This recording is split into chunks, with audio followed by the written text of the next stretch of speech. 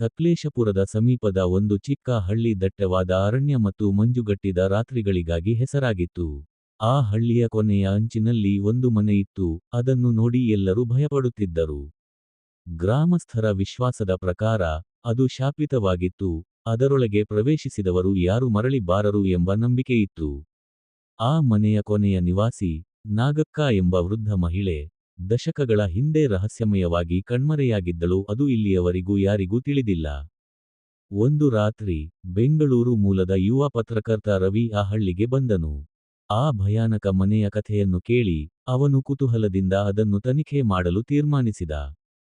ಗ್ರಾಮಸ್ಥರು ಅವನಿಗೆ ಎಷ್ಟು ಹೇಳಿದರೂ, ಎಚ್ಚರಿಸಿದರು, ಆದರೂ ಅವನು ಅವರ ಮಾತುಗಳನ್ನು ನಿರ್ಲಕ್ಷಿಸಿ ಅವರಿಗೆ ನೀವು ಇನ್ನೂ ಮೂಢನಂಬಿಕೆಯಲ್ಲೇ ಇದ್ದೀರಿ ಎಂದು ಅಟ್ಟಹಾಸದಿಂದ ನಗುತ್ತಾ, ಭೂತಗಳೆಲ್ಲ ಕೇವಲ ಕಲ್ಪನೆ ಎಂದು ಎಲ್ಲಾ ಎಚ್ಚರಿಕೆಗಳನ್ನು ನಿರ್ಲಕ್ಷಿಸಿ, ಆ ಮನೆಯ ಕಡೆಗೆ ಅವನು ತನ್ನ ಕ್ಯಾಮೆರಾ ಮತ್ತು ಟಾರ್ಚ್ ಹಚ್ಚಿಕೊಂಡು ಹೊರಟನು.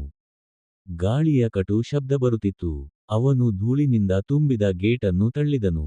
ಆ ಮನೆ ಕತ್ತಲಲ್ಲಿ ಮುಳುಗಿತ್ತು, ಮತ್ತು ಭಯಾನಕ ಮೌನ, ಕೊಳೆಯುವ ವಾಸನೆ ಬರುತ್ತಿತ್ತು. ಅವನು ಒಳಗೆ ಕಾಲಿಟ್ಟ, ಬಾಗಿಲು ತನಾಗಿಯ ಹೊಡೆದುಕೊಂಡು ಮುಚ್ಚಿತು. ಬಾಗಿಲು ಮುಚ್ಚಿದ ಶಬ್ದಕ್ಕೆ ಭಯಗೊಂಡು ತನ್ನ ಕೈಯಲ್ಲಿದ್ದ ಟಾರ್ಚ್ ಅನ್ನು ಗೋಡೆಯ ಮೇಲೆ ಹಾಕಿದನು. ಆ ಗೋಡೆಯ ಮೇಲೆ ಭಯಾನಕರವಾದ ಚಿತ್ರಗಳಿದ್ದವು. ಅದನ್ನು ನೋಡಿ ಭಯಗೊಂಡು ನಿಧಾನವಾಗಿ ಮುಂದೆ ಹೋದನು. ಅವನಿಗೆ ತನ್ನ ಹಿಂದೆ ಯಾರೋ ನಿಂತಂತೆ ಅನುಭವವಾಗಿತು. ಆಗ ಯಾರೋ ರವಿ ಎಂದು ಕೂಗುವ ಧ್ವನಿ ಕೇಳಿ ಬಂದಿತು. ಹಿಂದೆ ತಿರುಗಿ ನೋಡಿದರೆ ಆ ರೂಮಿನ ಮೂಲೆಯಲ್ಲಿ ಯಾರೋ ನಿಂತ ಕಪ್ಪು ಚಿತ್ರ ಕಂಡುಬಂದಿತು. ಅವನ ಕೈಯಲ್ಲಿದ್ದ ಟಾರ್ಚ್ ಅನ್ನು ಹಾಕಿದನು. ಅದೇ ಅವನ ಕೊನೆಯ ಕ್ಷಣವಾಗಿತ್ತು. ಮಾರನೆಯ ದಿನ ರವಿ ಹಿಂದೆ ತಿರುಗಿ ಬಾರದನ್ನು ಕಂಡು ಆ ಹಳ್ಳಿಯ ಧೈರ್ಯಶಾಲಿ ಜನರು ಆ ಮನೆಯ ಒಳಗಡೆ ಹೋದರು. ಆದರೆ ಅಲ್ಲಿ ರವಿಯ ವಸ್ತುಗಳಷ್ಟೇ ಇದ್ದವು, ಹೊರತು ಅವನಿರಲಿಲ್ಲ. ಇಂದಿಗೂ ಆ ಮನೆಯ ಹತ್ತಿರ ರಾತ್ರಿ ವೇಳೆ ಅವನ ಕಿರುಚಾಟ ಕೇಳಿಬರುತ್ತಂತೆ.